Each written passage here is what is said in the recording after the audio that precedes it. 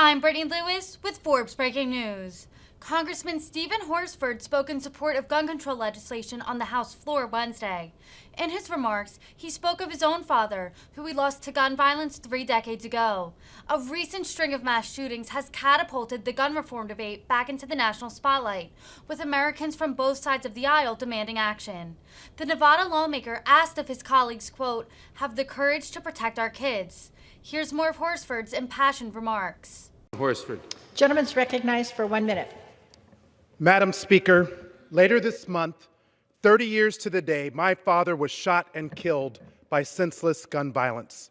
And so I rise today with a heavy heart for those who have been murdered by gun violence and the survivors who now must live with the trauma every single day.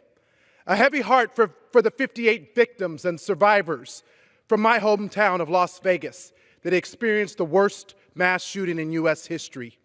A heavy heart for the parents and families of Uvalde, whose children were murdered while at school.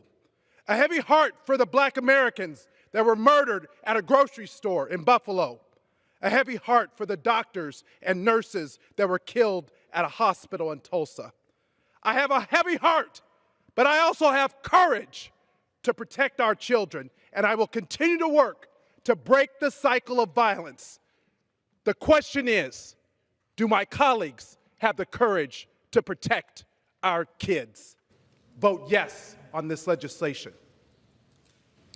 Gentleman from Ohio. Thank you, Madam Speaker. I yield 3.5 minutes to the gentleman from Florida, Mr. Stubbe. Gentleman's recognized for 3.5 minutes.